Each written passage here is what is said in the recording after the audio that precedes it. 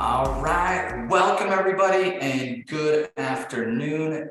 This is the Health Accelerator Challenges and I am Kate Archibald. I'll be hanging out, hosting tonight's show, and along with me we got some really cool people. We got the lovely Andy Bryce. Andy, how you doing? Hey team, happy Wednesday or whatever day you watch this on. Yes, and we got the chat box open up, so type in all the live attendees, type in some questions, anything you got going on. We are excited to have you on. Sitting right next to me, we're gonna try out doing side by side today. Reagan Archibald. Howdy. How's your day? Good. Yeah, really good. Literally, we just synced up like right now. I just rolled in. Two different areas, had the computer set, and we're ready to rock this thing. So so we had our hack challenge last week. I was not on last week. I'm trying to think. It was on hydration. No, it was on. Yeah. It was the week before. So yeah. Did everyone get their hydration? Half your body weight in ounces minimum, with some good electrolytes. We talked about pickleball juice. That's one of our favorites. Yeah. And then the other one, I think there was a couple attendees talking about Relay. That one's a good ad. So I've been using, is it Ultima? I can't remember the name. It's like Ultima or something, but yeah, finding the ones without sugar is always a challenge, but when you find them and they taste decent, those are always the dimes in my opinion. Yes. Yeah. So how many of you actually got half your body weight in ounces? How did you guys do? I did great up until today. I did not have my Stanley. I only got one full Stanley today, so I got it down like 3 before bedtime. I'm good during the week when I'm at work, but outside of that, I've got to really be a lot more focused, because when I sit down for a call, I have my great big cup of water and it's like 12 ounces and that's easy. Right. You know, because I have to finish, it's my commitment. I finish that before my next health coaching call. So during the week, it's really easy for me, and I've got to be a lot more intentional and mindful on the weekends. Yeah. So you just use 12 ounces? I have a 12-ounce cup at work that I use, and for every 12 ounces, half my body weight. Yeah, right. Doing well, Andy.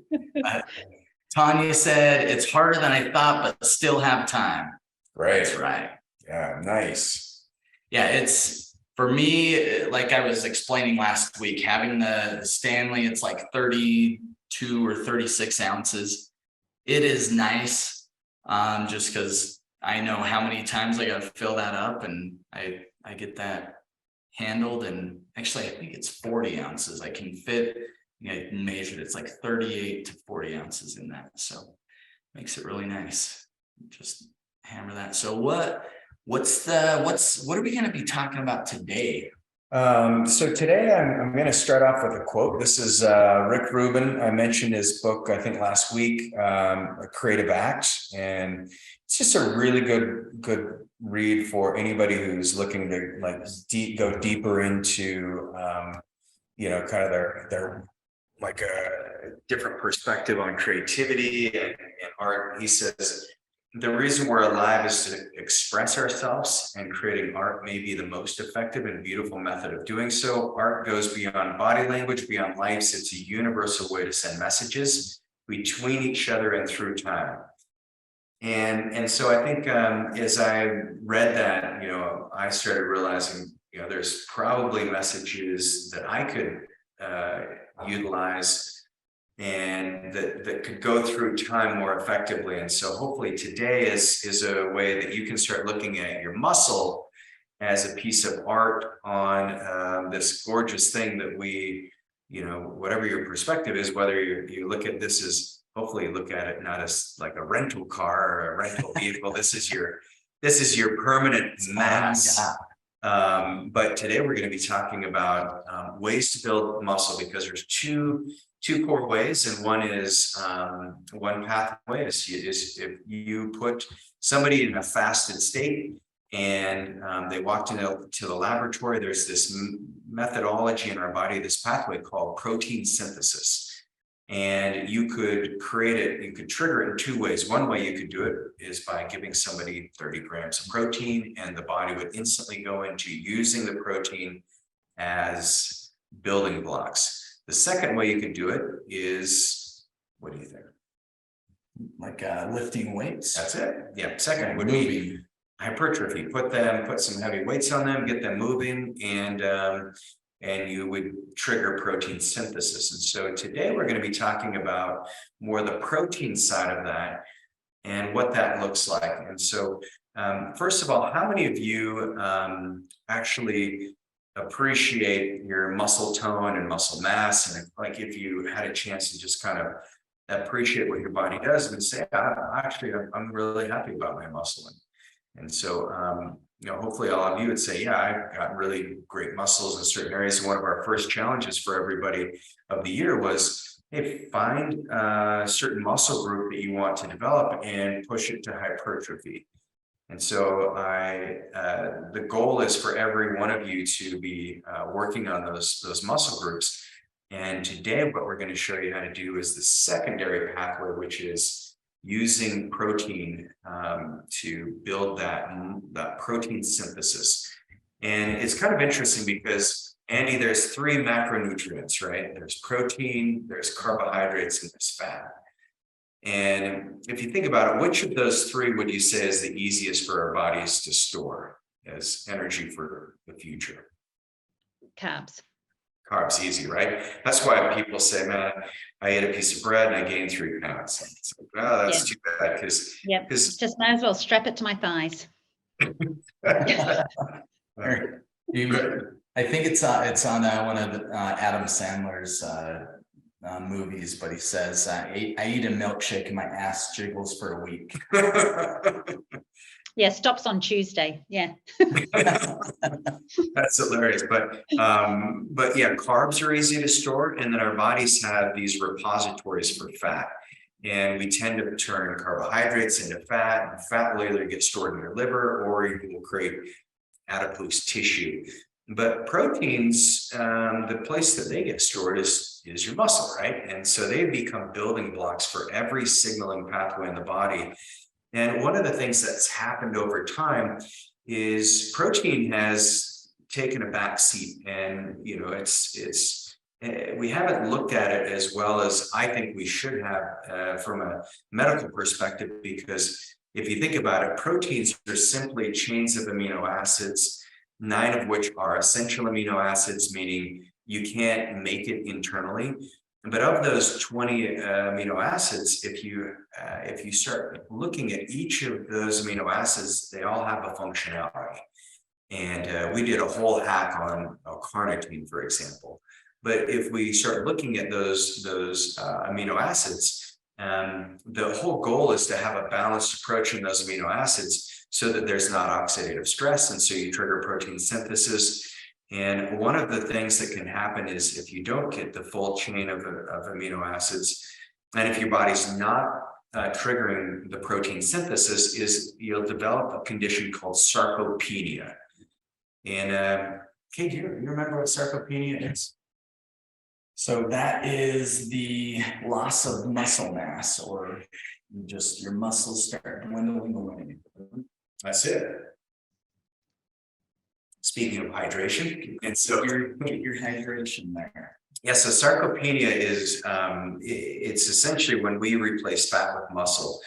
And it's really interesting because every year of our life, we have a 1% decline in muscle mass.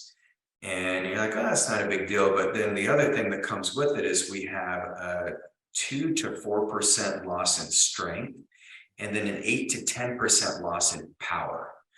And so if you think of power, those are the movements, like if you slip on ice and you can catch yourself, and stand upright again, it's really important to have the power aspect there, because the thing that takes us out after the age of 65 is that hip fracture. And so one of the things that we're going to be talking about today is not letting the universe recycle us, because that's the problem, is after the age of 40, we're past our reproductive prime, and so it's like, get out of here, make room for the next person. But all of us are on this because we want to live. Like there's more to life than just having kids. Well, I think if you look at like losing muscle and like the functionality component really just tanks if you don't have the muscle mass. Like you think about losing 1% of muscle mass a year, and then it was 4% on what was the second? Strength. Like if you don't have muscle and strength, like obviously you're going to lose a lot in that coordination, right? But man, your functionality of just being able to move and do things that you want to be able to do is just gone. And that's your loss of joy and activity, and the ability to, you were talking about, sorry, is it Rick Rubin, the dude? Yeah, the dude with the beard, such an interesting man. How are you going to express yourself and be creative with such limited functionality? It's about having, and we were talking about this today, Reagan, it's about living your life in 360 degrees. Yeah, exactly. And especially with the dance moves that you love so much. And we actually have another dancer on here in Sally. So how many of you love to dance? Andy, we need to get you and Sally doing a little dance on this. Yeah, well, next time Sally's in town, bring it on. We can go to a dance lesson. I think that'd be great, because muscle, and if you think about it, muscle mass doesn't necessarily equate to strength, because there's a lot of big dudes out there that I guarantee you Kate can lift a lot more weight than them. And so that's the interesting thing is, but you can actually have smaller muscles and still be incredibly strong. And so don't worry about like, oh, I don't have big biceps. It's like that actually in the research, it doesn't mean as much as having stability and flexibility in your muscles. And so if you think of the art of the muscle fibers, when we did anatomy, it was fascinating because we'd be, using the cadavers, and you'd see it all, the pulley systems and the muscle fibers. But in those muscle fibers themselves, they're all angled. And so the angles of the muscle fiber is what creates the movement. And so the joints that have the most mobility also have the most cross sections in muscle fibers. When you look at it under a microscope, it is just baffling how beautifully things are orchestrated. Just to be able to move my hand like this, I mean, I just activated, like 50 different muscles. Like it's just mind-boggling to think of that. But then the thing that gets ignored when it comes to muscle is neurons, because your brain is what's really, you have nerves, veins, and arteries that flow into every single muscle fiber, every part of your body. But it's your brain that's actually dictating those movements. And how many movements do we do every single day that we don't even think about? So and the movements that are done for us, like that we're not consciously aware of, blinking, our diaphragm, all of those muscles we don't even think of. Yeah, the smooth muscle in all the blood vessels. It's pretty phenomenal to think of what it is. So sarcopenia, this is the real thing that we're everything that we do with peptide therapy is actually intended to optimize the body. And so the reason we've been putting a lot of emphasis around physical fitness and muscle mass is because it's the largest organ system in your body. For men, it's 40%, for women, it's roughly 36%. And so in order to keep your body healthy, well, we've got to have a healthy liver, you've got to have a healthy digestive system, but it's the protein synthesis that's really important. And so one of the studies that was published by the American Society of Bone and Mineral Research, they found, and this was in 2015, they found that individuals with sarcopenia had a 2.3 times increased risk of low trauma fracture from a fall. So if you have sarcopenia, 2.3 time increase of sarcopenia of a fracture. And so some of the things that goes along with sarcopenia is if you have low levels of testosterone, especially in men. And you'll see this if there's lower levels of estrogen or progesterone in women. So the hormone profile are really important, because when we're looking at muscles, it's not just the outside in, it's actually what we are doing tonight is talking about the inside out approach. And so if you think about the weight and the hypertrophy, we have our Fitness 50 at age 100. And by the way, a quick commercial break for that. How many of you have actually taken your Fitness 50 test?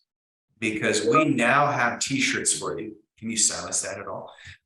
If you guys have the Fitness 50, and if you can work with Kristen and show us that you're either the fit, the fitter, or the fittest category, the shirts are pretty fire, wouldn't you say, Andy? Pretty cool. Yeah. And it's a bragging rights, you know. It really is. Yeah. So I would encourage you guys, I want to see you win a t-shirt this year.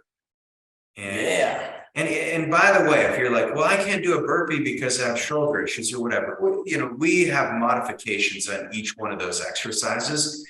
And even if you're doing something that's not, you know, that we need to modify your form, that's okay. But we want everyone to get a win. And so t-shirt competition. So we'll get after it. Get your shirts. So you got the fit, fittest, and or Fit, fitter, and fittest. yeah. Going back to elementary school on my best, bigger, best, whatever. More bigger, more better. More bigger, more better. And so one of the things that we're looking at with sarcopenia, and the reason why we have the Fitness 50 at age 100 is because it gives you these interesting diagnostic tools so that you can see how well your balance is, your strength, we have power, and we have endurance. So everything you need to make your next decade your best decade is right there. So let's dive into protein synthesis. So two things, you know, you're in a fasted state. I can feed Cave 30 grams of protein. His body will say, we have some building blocks. Let's start making some muscle. Or I can put him under a heavy load and get him on the bench press downstairs. What's your preference? Both. That is the correct answer, because there's two pathways for triggering it. And My favorite is actually food. that is, I couldn't argue with you on that. A big steak, big ribeye. Yeah, I'm game for that too. It makes a Sign me huge up. difference. So if you guys want two parallel pathways, well, which one's better? Oh, it turns out it's both. And our bodies don't store protein well at all, because protein is very transient by nature. And if our body needs to break it down into sugar, it will break it down into sugar. If our body has an overload of protein, then our body just discards it. Whereas it's the carbohydrates and the fat that get stored. Andy's apparently goes right to her thighs. I can say that, not you. Oh, you just said it. You said it earlier. Wait. But I can say it. You Oh, can't. sorry. I can't even repeat saying it. That's my bad. We're gonna edit that out. Figuratively speaking. Yes, mine goes right to the belly, and so That's actually where mine goes. yeah. First there, and then my arse. and then your arse. Mine has never gone to anywhere under the belt Are you line. channeling the inner Kiwi? Yeah, Kate just channeled it. Yes. Feeling it today, Andy. Nice. No matter how hard I've tried, I stay very, like my body fat's like 9% waist down. So it's very trim. Like the orange on the toothpick. Yeah. But the way that we can trigger both is go back and listen to some of our previous hacks this year. But then the protein requirements that we want to trigger is you want to look at your body weight. So what's your ideal body weight? And at least 6 days out of the week, you want to be eating your body weight in grams of protein. And it's actually easier to do than it sounds, because let's just throw out the number 150 pounds. And what if you weigh 150 pounds? Well, that means you need about 150 grams of protein based on the 30-30 principles, if you're moving your body, and if you don't want to give death any assistance, then you need to add more protein, because it becomes harder and harder for us to trigger protein synthesis as we age because of the mTOR and the AMPK pathway, which we won't dive into all those nuances, but if you can get 150 grams of protein in, what's the easiest way of getting there? And I love this thing called food prep. And so, Kate, you see it all the time, you know, it's like, hey, do you want this or do you want this? And pretty much know. Nice to have options too. Yeah, Jess is amazing. I tell people 50% of my health is because I really married an amazing woman. So that's the biggest hack. But the other 50% is I'm actually really fascinated with the subject and I really like to experiment on my body. But if you struggle getting the protein in, first of all, how many of you do struggle with getting protein? And it looks like Tanya, yes. And I know several of you on here that I've already gotten in trouble from Andy by saying something inappropriate. So I will respect what all of you have told me as well in our private conversations. But yeah, there's hands going up. So I'm going to give you a very simple method of always getting in the protein that you need every single day, and actually making it enjoyable, so you're not choking down like dried tuna and like chicken that's been in your fridge for too long. And so Sierra found these little they're in tuna, it's tuna, but they're all like, they got lemon and basil and a little bit of seasoning. They are money. I think they're 20 grams, 22 grams of protein, like this little teeny thing. Yeah. We get them at Harmon's. And oh man, they're super tasty. They even have a little fork on the top. So literally you don't have to have any utensils. You just open it up, crack the seal. You can be on that's a game, that's a saver for me. Like if I don't do a good job at prepping or planning my meals, it's that's really helpful. I'd go look in my pantry right now. They're little tuna things. I'll text my wife real quick and see if she can give me the name. Cool. But I can't get that. But the real secret is meal prep. And so this is where roughly, if you look at 1 ounce of high quality protein, high quality meat, it's going to have 7 grams of protein in it.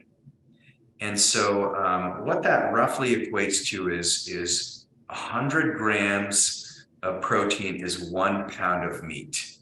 And so if you go to the store, it's very easy to buy a pound of bison or a 2-pound steak or whatever it is.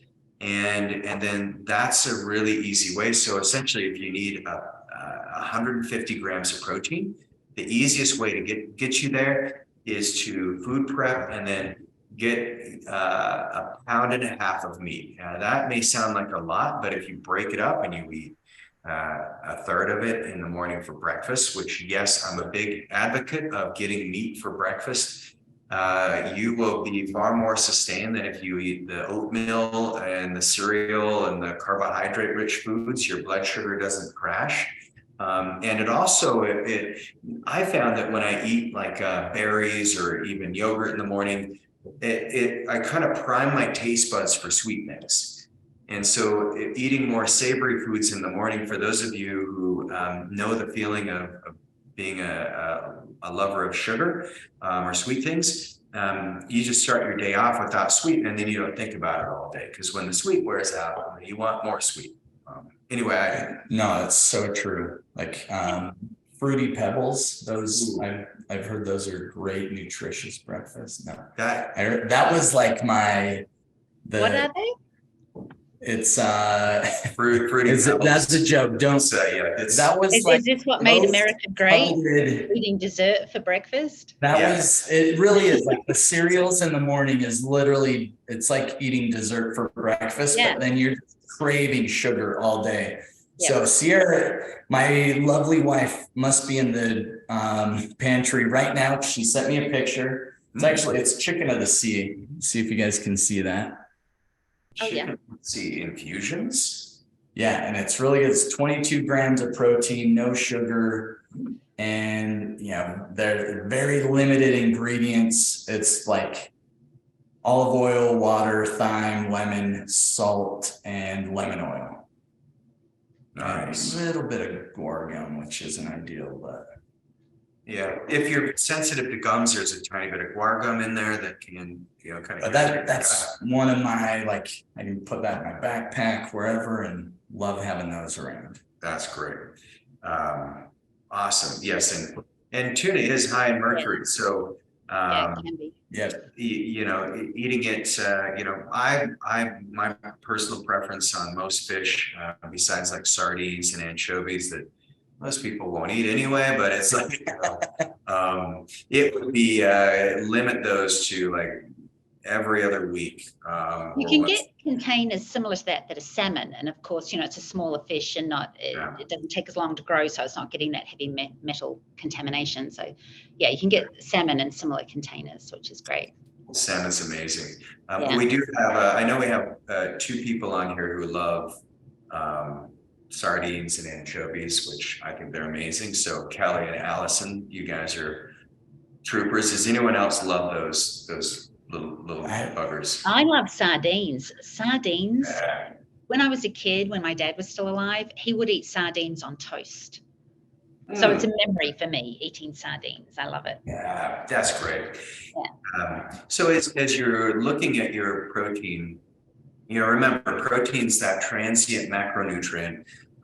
If we're going to build new tissue structures in your body, so you can look at your labs if your GGT is off, if you have, oh good, Sally loves sardines too, of course she does. That's awesome. But if you have any kind of elevation in your AST or ALT, those are 2 markers that help us understand that your body's going through sarcopenia. And so the other thing that becomes really critical for protein synthesis is making sure your liver has proper detoxification set up. And so this includes limiting alcohol, getting rid of sugars, all those things that are going to jam up your liver's ability to trigger that enzymatic pathway are going to be critical. And then if you're thinking about adding collagen in, collagen's amazing, but it's not a complete protein structure. It doesn't have all 9 essential amino acids. It's missing tryptophan. And we've talked about this before. So if you're counting the collagen as the protein, you're going to want to mix some whey in there so you get the tryptophan with it, or have an avocado when you do your collagen shake. Because that can be a good way of getting protein, and especially for building good skin and good joint health. I mean, it's awesome for leaky gut. Collagen can be really important, unless it's collagen from cow hides. The ideal collagen is the type 2 type collagen that comes from chicken sternums. So interesting. I didn't know that. Yeah, most of the collagen, what they do is they take the hides, right? Yeah, they strip the hides and run it through a blender, and then there you go.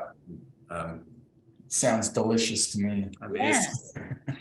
Just in case you guys are hungry, we're serving collagen today. What's for dinner? Collagen. No, but just chew the meat off the bone and you'll get the best source of collagen you can. And then that chicken sternum, that's where like bone broth is so nourishing. Bone broth is also primarily, it's got eight of the 9 essential amino acids as well. So you want to make sure that you're getting the full structure. So start with your proteins, make sure you're getting healthy. I love the ballerina forms. You can also do, lamb is probably one of the most nutrient dense foods as well. Oh, Tanya's asking, do you have any written daily menu suggestions for protein, suns, anchovies, and sardines? Tanya, let's get, Tristan can actually send you links for that. And Andy, maybe you've got that resource too for Tanya. Yeah, Tanya, I can send you some recipe suggestions. It's not a meal plan per se, but some great recipe suggestions, and I'll do that when we're off the call. Beautiful. Awesome. Okay, so proteins, whey protein is something that for some people, it does really good on the gut. Whey does come from dairy. The casein seems to be the protein that people react to the most. So if you're looking at adding in some proteins, whey seems to be the best source. but make sure it's high quality, grass-fed, grass-finished beef. Sally asked about venison, and love venison. Yeah, so venison's got lean. Mary. And Mary, Andy will send you that as well on the protein, and so with that, your challenge for the day, challenge for the week is get your protein in. And if you need help on this, we have amazing resources. You've got Andy, you've got Jenny, you've got Tristan. If you go back into Kajabi, you'll find enormous amounts of resources. But the easiest way that I found in getting the protein that's necessary, take your ideal body weight, and we'll say 150 pounds, and you have 1 gram of protein per 150 pounds.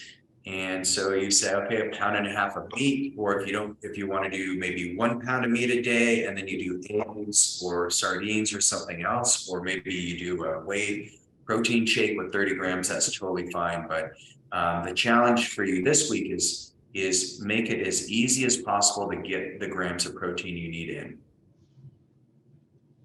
Love it. All right. That's it. There's your challenge. Yeah. And I think Reagan mentioned like the preparation. So like cooking a lot of things up front, packaging them and having them ready.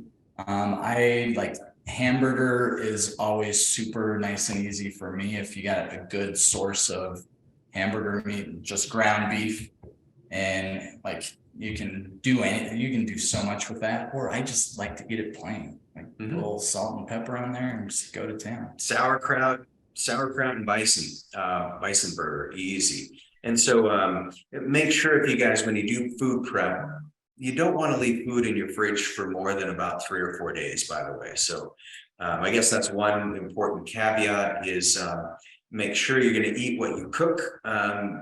Be resourceful, obviously, but also twice a week becomes kind of that's the maximum time that I found that we can go. And so, we do like Sundays and Thursdays seem to be good days. And then we have kind of a date night, like we're heading to Sundance to see one of our patients has a movie that's in preview there. So yeah, it should be pretty awesome. We're really excited. So, and also on the meal prep front, just quickly, you can still prep your whole week because you can freeze.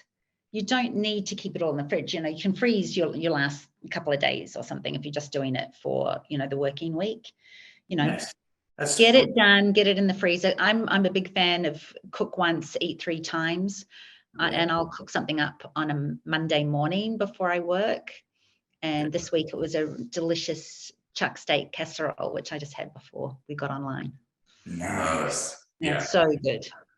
Yeah, so many easy ways. Just put it in your calendar. That's the challenge for tonight. Put it in your calendar. If you have any questions on how much protein you need, let us know. Digestive enzymes are great, so you're breaking it down. So take enzymes with it on each time you eat. And I really appreciate everyone being part of the community. Remember, this is tomorrow is our last day in our Salt Lake clinic. Been there almost 20 years. Yes. And we are moving. So we're opening our brand new clinic, which is phenomenal. It's gorgeous. And I can't wait to have you guys there. So we'll be there starting next Monday, January 30th.